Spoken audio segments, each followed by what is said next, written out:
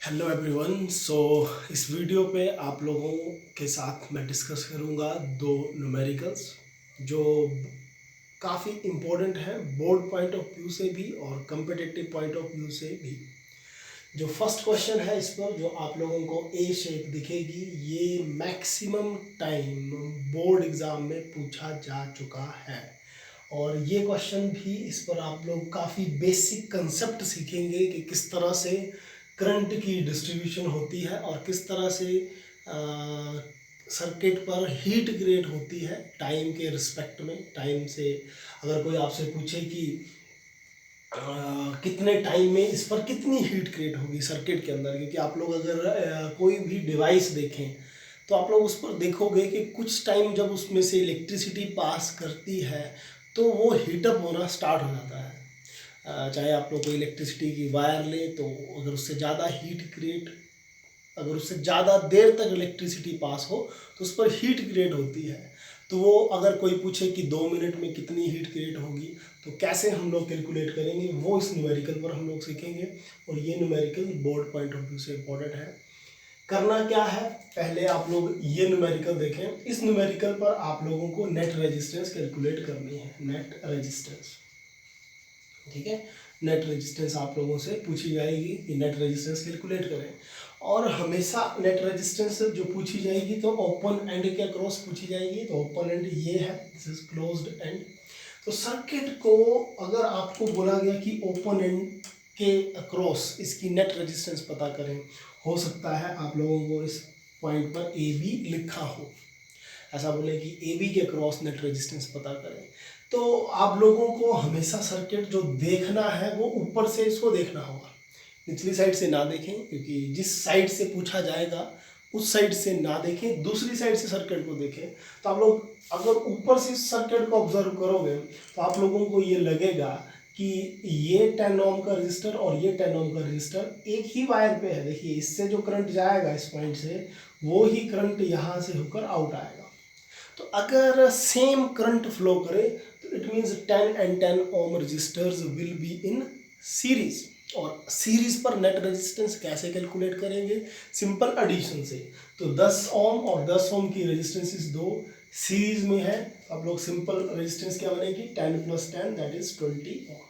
तो what it means कि इन दो रेजिस्टेंसेस को हटाकर, इन दो रेजिस्टेंसेस को हटाकर इनकी जगह पे अगर मैं एक ही रेजिस्टेंस लगा दूं, ठीक है, इनकी जगह पे अगर मैं एक ही रेजिस्टेंस लगा दूं तो वो रेजिस्टेंस हम लगाएंगे 20 ओम की।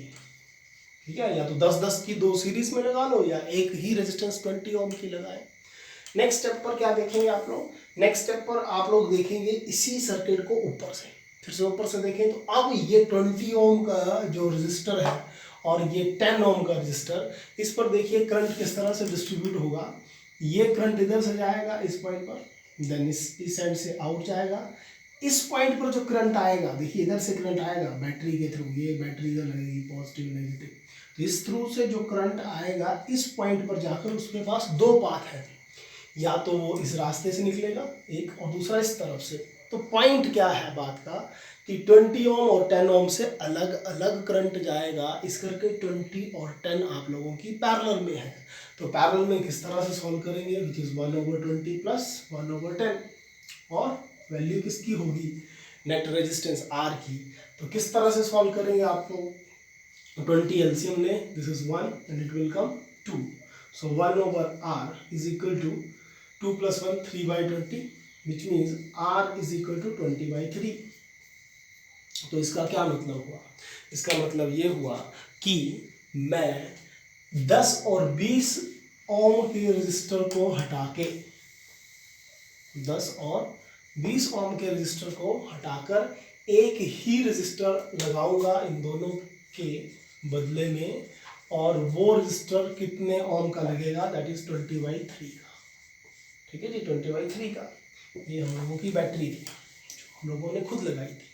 अब देखें आप लोग, नेक्स्ट आपको क्या मिलेगा, नेक्स्ट मिलेगा कि दिस 10 ओम, 20/3 ओम और 10 ओम, ये तीनों के तीनों रजिस्टर्स आप लोगों के सीरीज में है। तो किस तरह से सॉल्व होगा, that is 10 + 20/3 + 10, what it means, क्योंकि सीरीज में सिंपल ऐड होगा तो 10 + 10 that is 20, 20 + 20/3 which is equal to 60 + 20/3 which is equal to 80/3। तो फाइनल क्या आंसर मिला, ये जितना भी सर्किट था उस सारे सर्किट के बदले में ए और बी के बीच में अगर मैं एक ही रजिस्टर लगा दूं, कितने का, 80/3 का, तो बात एक ही होगी। या तो 4-5 रजिस्टर ए शेप में लगाओ जो क्वेश्चन में लगे थे, या एक रजिस्टर 80/3 का लगाए, answer will be same. I hope this question will be clear to you. Then next जो क्वेश्चन हम लोग डिस्कस करेंगे इस पर, उस पर हम लोगों को कैलकुलेट करना होगा हीट। सॉरी, ये क्वेश्चन तो इस पॉइंट पर है, इट इज हीट कैलकुलेट करनी होगी सेकेंड क्वेश्चन पर। तो देखिए हीट किस तरह से कैलकुलेट की जाती है। मोस्ट इम्पॉर्टेंट, सबसे पहले आप लोगों को फॉर्मूला पता होना चाहिए हीट का। सो हीट का फॉर्मूला होगा H = I² RT। ठीक है जी। किसी भी सर्किट पर जो हीट की रेट होती है वो 3 फैक्टर्स के ऊपर डिपेंड करती है। एक है करंट, ठीक है, दिस इज करंट। सेकंड है रेजिस्टेंस, और थर्ड है कि कितने टाइम के लिए वो करंट उसमें से पास करेगा। तो कोई भी आपके पास सर्किट है तो उस पर हीट 3 फैक्टर्स के ऊपर डिपेंड करेगी। कितना करंट, कितने एम्पेयर का करंट उस सर्किट से जाएगा। सेकंड, कितनी देर तक वो करंट जाएगा, टाइम मीन्स कितनी देर तक जाएगा, 24 आवर जाएगा, या 5 मिनट के लिए करंट भेज रहे हैं, या 10 मिनट के लिए, या 10 दिन के लिए, 10 साल के लिए, उसके ऊपर डिपेंड करेगा। और रेजिस्टेंस, उस सर्किट कितनी रुकावट देगा उस करंट को पास होने पर। तो देखिए क्वेश्चन किस तरह से सॉल्व किया जाएगा। फॉर्मूला आप लोगों को पता लग गया होगा, that is H = I² RT, heat find out करने के लिए। लेकिन ये क्वेश्चन काफ़ी इंटरेस्टिंग है और काफ़ी आप लोगों के बेसिक क्लियर करेगा। तो इसको अच्छे से देखिए, फोकस बनाकर अच्छे से समझिएगा। अगर समझ ना आए तो पॉज करें, फिर पीछे थोड़ी वीडियो पीछे कर फिर से इसको सुने, लेकिन क्वेश्चन पर इंटरेस्ट बनाएं। देखिए क्वेश्चन क्या है कि 12 ओम की बैटरी दी गई, ये 2 रजिस्टर्स सीरीज में लगाए गए और एक इसके साथ, सॉरी, ये 2 रजिस्टर्स पैरेलल में कनेक्ट किए गए और एक इसके साथ सीरीज में कनेक्ट किए।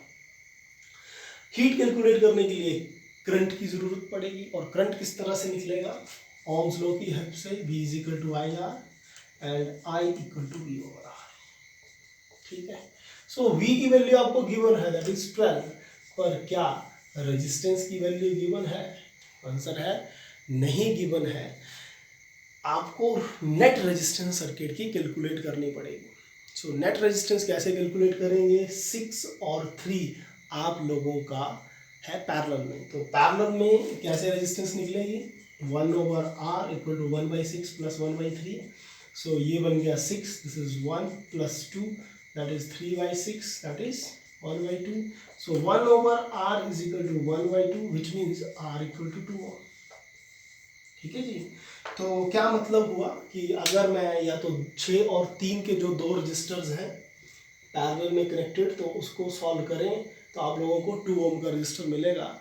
और अब ये सर्किट कुछ इस तरह से बन जाएगा। ठीक है, 6 और 3 के बदले में मैं लगा दूंगा 2 ओम का रजिस्टर, और फिर उसके साथ आप लोग लगा लें 4 ओम का रजिस्टर और बैटरी 12 ओम, सॉरी 12 वोल्ट की। अब क्या हुआ कि अगर मैं इससे नेक्स्ट इसका सर्किट सॉल्व करूं तो सीरीज में है, तो क्या बन गया, 2 और 4 दैट इज 6। तो जो नेट रेजिस्टेंस आ गई,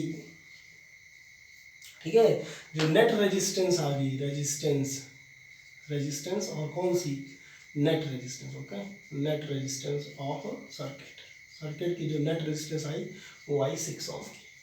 तो करंट कैलकुलेट कर लें, इधर से करंट कितना बन गया, 6 इधर वैल्यू डालें, I = 12/6 विच इज 2 एम्पेयर।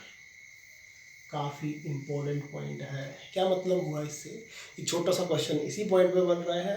अगर आपसे पूछा होता कि सर्किट पर बैटरी से कितना करंट मिलेगा, तो आंसर होता 2 एम्पियर, विच मीन्स इस बैटरी के थ्रू 2 एम्पियर का करंट पास होगा। आई होप क्वेश्चन आप लोगों को क्लियर हो रहा होगा। ये सर्किट आप लोग नोट करते चले। मेरे पास स्पेस की कमी है, इसलिए मैं बार बार साफ करनी पड़ रही चीज़ें। तो काम की बात आ चुकी है। नेट रेजिस्टेंस हम लोगों ने पता कर ली, जो आई है 6, ठीक है। नेट रेजिस्टेंस जो आई, नेट रेजिस्टेंस वो आ चुकी है, दैट इज 6 ओम की, ठीक है। नेट रेजिस्टेंस 6 ओम की, और जो करंट मिला वो मिला है 2 एम्पियर का, ठीक है जी। जो करंट मिला वो मिला 2 एम्पियर का। अब बात आती है कि हीट कैलकुलेट कैसे कैलकुलेट करें।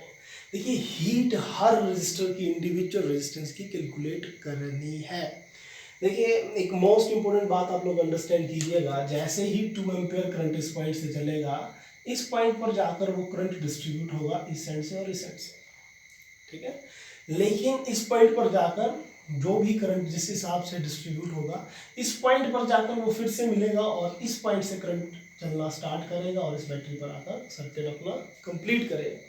तो काम की बात यह है कि इस पॉइंट पर कितना करंट होगा, 2 एम्पियर, ठीक है। लेकिन इस वायर पर 2 एम्पियर का नहीं होगा। इस पॉइंट पर 2 एम्पियर का जरूर करंट है, लेकिन इस पॉइंट पर डिस्ट्रीब्यूट होगा वो।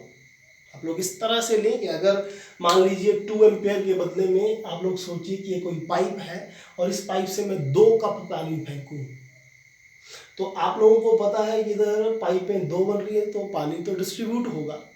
डिपेंड करेगा कई ढेर सारे फैक्टर्स के ऊपर कि किस तरह से वो डिस्ट्रीब्यूट होगा। जरूरी ही नहीं है कि एक कप इस साइड से जाए, एक कप इस साइड से जाए, विच मीन्स 1 एम्पियर करंट इस साइड से जाए, 1 एम्पियर इस साइड से जाए, ऐसा जरूरी नहीं है।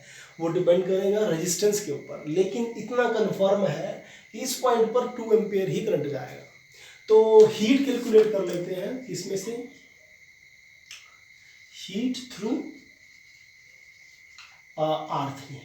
सो दैट इज, उसको मैं H3 कर लेता हूँ, H3 that is heat through third register, and that will be equal to I square resistance of third and T। So I की वैल्यू देखिए 2 क्रॉस 2, क्योंकि I3 के क्रॉस 2 एम्पियर का करंट जाएगा। R3 की वैल्यू देखिए 4, और time calculate heat produced in each of 3 registers, question में 2 मिनट्स है, ठीक है। Calculate heat produced in each, calculate heat produced in each of 3 registers in 2 minutes, okay. क्योंकि आपको टाइम जरूर गिवन होगा, 2 मिनट लेगा, ठीक है। सो 2 मिनट के लिए क्या करोगे आप लोग, टी की जगह 2, लेकिन सेकंड्स में बदलें तो 2 × 60, आपको 3 मिनट्स 2 मिनट्स, लेकिन आपको सेकंड्स में बदलना पड़ेगा। तो आप लोग इस सारे प्रोसेस को मल्टीप्लाई करें, आंसर आएगा। तो आंसर कितना बन जाएगा, देखिए बन गया 2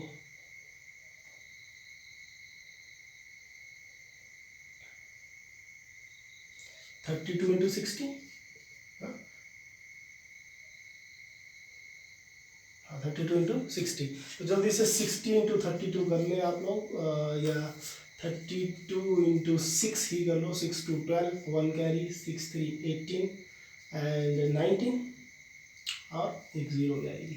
सो 1920, ठीक है, 1920 of heat will be produced, 1920 of heat will be produced, और यूनिट क्या आएगी, दैट इज जूल, ठीक है। तो हीट एक पार्ट तो आप लोगों ने कर लिया, H3 कैलकुलेट कर ली, ठीक है। इस पॉइंट पर स्टोर कर लेते हैं results, that is 1920 joule. H3 is heat through third register, find out कर लिया। देन अब थोड़ा क्वेश्चन इंटरेस्टिंग होगा, और थोड़ा माइंड आप लोग इसी तरफ फोकस रखना। देखिए, अब आप लोगों को अगर मैं बोलूं कि R1 के क्रॉस कितनी हीट क्रिएट होगी, ठीक है, अगर कोई बोले R1 के क्रॉस कितनी हीट क्रिएट होगी, तो फॉर्मूला क्या लगाएंगे, H1, R1 H1, ठीक है। I कितना होगा, रेजिस्टेंट 1 की और T, तो आप लोगों को पता करना पड़ेगा कि 6 ओम के क्रॉस कितना करंट गया, then you will be able to find out heat, otherwise not. तो मोस्ट इंपोर्टेंट आप लोग दिमाग ये ही लगाएं कि कितना करंट जाएगा। सो सपोज कीजिए इस साइड से करंट गया I1, इस साइड से गया I2, तो एक बात तो क्लियर है कि I1 + I2 will be equal to 2 ampere, ठीक है, 2। या इक्वल टू 2 एम्पेयर रहने दो, क्योंकि 2 एम्पेयर ही डिस्ट्रीब्यूट होगा I1 plus I2। Second most important बात, जो अगर आप लोगों ने आर्टिकल्स अच्छे से रीड किए होंगे, अच्छे से वीडियोस देखी होंगी, तो आप लोग जरूर ये बात समझ पाओगे जो मैं अभी बोलूँगा। अगर ना देखी हो तो जरूर प्रीवियस वीडियोस देखें, कॉम्बिनेशन ऑफ रजिस्टर की, उस पर आप लोग अच्छे से उसकी अंडरस्टैंडिंग करें कंसेप्ट की, देन ये आप लोगों को बात समझ आएगी जो मैं बताऊँगा। कि पैरेलल पर आप लोगों का पोटेंशियल सेम रहता है, which means drop across this 3 ohm and drop across 6 ohm will be same, ठीक है। so potential across R1 will be equal to potential across R2, ठीक है। R1 और R2 के क्रॉस पोटेंशियल सेम होगा, तो कितना, किस तरह से कैलकुलेट करें पोटेंशियल का फॉर्मूला I इंटू आर। तो R1 के क्रॉस क्या होगा I1 R1 और I2 के क्रॉस I2 R2, ठीक है। I2 R2 I2 R2, इसके क्रॉस ड्रॉप होगा I1 R1 एंड इसके क्रॉस I2 R2। तो R1 और R2 की वैल्यू आप लोग पुट करें। R1 की वैल्यू है विच इज 6, ठीक है, सो इट विल बिकम 6, और R2 की वैल्यू है 3, इट विल बिकम 3I2। तो इसको मैं 6I1 भी लिख सकता हूँ, 6I1। तो अब आप लोगों के पास I1 I2 की दो इक्वेशंस हैं, और आप लोगों को बेसिक मैथ्स का कंसेप्ट पता होगा कि अगर आपके पास दो वेरिएबल हो तो आपको दो इक्वेशन चाहिए होती हैं कम से कम उन वेरिएबल्स को पता करने के लिए। अगर आपके पास तीन वेरिएबल हो तो तीन इक्वेशन पता होनी चाहिए। इस पॉइंट पर हम लोगों के पास I1 I2 दो वेरिएबल्स हैं और दो इक्वेशन बन चुकी हैं हम लोगों की। फर्स्ट इक्वेशन ये, सेकेंड इक्वेशन ये। तो ऐसा करते हैं, इससे मैं I1 की वैल्यू पता कर लेता हूँ, and I1 is 3/6 of I2, which means I1 is equal to 1/2 of I2, ठीक है। फिटिंग करेंगे आप लोग। सो I1 की वैल्यू इस पॉइंट पर पुट करें, I1 की वैल्यू, तो ये क्या बन गया, that is I2/2 plus I2 is equal to 2, ठीक है। I1 की वैल्यू, सिंपल मैथ्स, तो it will become I2 plus 2I2 over of 2 is equal to 2, so 2 plus 1 that is 3, I2 is equal to 2 into 2 that is 4, and I2 is equal to 4/3। तो काफ़ी अच्छी बात है कि I2 की वैल्यू आपको पता लगी, इसको स्टोर कर लें। I2 कितना है, दैट इज 4/3 एम्पेयर। अब I1 पता करें, तो I1 इसी पॉइंट पर आप लोग पता कर पाएंगे, क्योंकि I1 will be equal to 1/2, I2 की वैल्यू पुट कर लें, दैट इज 4/3 कटिंग करें, that is 2/3 ampere. So I1 की वैल्यू भी आप लोगों को मिल गई, दैट इज 2/3 एम्पेयर, ठीक है। बिल्कुल बेसिक मैथ्स है, जिसका मैथ्स बेसिक स्ट्रॉन्ग होगा उसके लिए न्यूमेरिकल बिल्कुल भी डिफिकल्ट नहीं है, बिल्कुल सॉल्व हो रहा है इजीली। अब आप लोगों की I1 और I2 की वैल्यू आ गई, तो आप लोग इजीली हीट फाइंड आउट कर पाएंगे, ठीक है। इजीली आप लोग हीट फाइंड आउट कर पाएंगे। तो आइए हीट पता करते हैं। Heat through R1, okay, R1, उसका नाम रख देते हैं H1। H1 is I2 R1T, ठीक है। H इज इक्वल टू I2 RT, basic formula I1 square RT, क्योंकि रजिस्टर 1 के क्रॉस हम लोग हीट पता करेंगे। तो I1 की वैल्यू आप लोग पुट करें, दैट इज 2/3, स्क्वायर है तो दो बार लिखें। अच्छा, R1 की वैल्यू, R1 इज 6 और टाइम 2 × 60, ठीक है। टाइम इज 2 × 60, क्योंकि 2 मिनट तक बोला था और 60 उसको सेकेंड्स में बदलने के लिए। देन बेसिक कटिंग, फिर से 3 से देखिए 20, तो मल्टीप्लाई देखें 16 × 20, that is 320 joule will be the unit, okay, joule will be the unit of heat. तो पता कर लिया हम लोगों ने कि H1 पर, इस पर कितनी हीट क्रिएट होगी। सो H1 पर हीट क्रिएट होगी 320 ऑफ जूल, ठीक है। तो H1 की वैल्यू भी पता कर ली। अब बचा हम लोगों के लिए heat through R2, okay, heat through R2। तो फॉर्मूला क्या बनेगा, that is H2 is equal to I square R T, लेकिन आई कौन 2, आर कौन 2, ठीक है। सो I2 की वैल्यू ये और I2 की वैल्यू 4/3 स्क्वायर है, मल्टीप्लाई करें 2 बार। अच्छा जी, then R2 that is resistance that is 3 and time again 2 minutes which means 2 × 60। तो 3 से कटिंग करें, देखिए 3 से 3 क्या, this is 4/3, okay, this is 3 4/3। सो 3 से 3 कट, देन 3 से ये 60 20 आ गया, तो 4 × 4 आपका 16 आ गया, और 20 × 2 आपका 40, और 16 × 4 दैट इज 64। हाँ जी, तो जो आपका 16 × 4 बन गया दैट इज 640, 16 × 4 is 64 एंड तो जो हीट आई आप लोगों की थर्ड H2 सेकंड जो हीट आई वो थी 640 जूल। तो इस तरह से आप लोग पता कर सकते हैं कि एक इंडिविजुअल रेजिस्टेंस पर कितनी हीट क्रिएट होगी। Question her board point of view से इम्पोर्टेंट है, चाहे आप लोग CBSE पॉइंट ऑफ व्यू से देखें, या स्टेट पॉइंट ऑफ व्यू से, या ICSE board point of view से देखें, plus competitive point of view से भी ये क्वेश्चन इम्पोर्टेंट है। इस तरह के क्वेश्चंस मैक्सिमम टाइम पूछे जाते हैं। आप लोग कंसेप्ट को अंडरस्टैंड कीजिए। क्वेश्चन अगर किसी को बाय चांस समझ ना आ रहा हो तो आप लोग कमेंट कर सकते हैं, और मैक्सिमम मेरी तरफ से यही सजेशन होगा कि आप लोग वीडियो को पॉज करके एक बार फिर से देखें, क्योंकि हर चीज़ मैंने एक्सप्लेन की है। फिर भी अगर समझ ना आए तो आप लोग ज़रूर कमेंट करें। Thank you so much.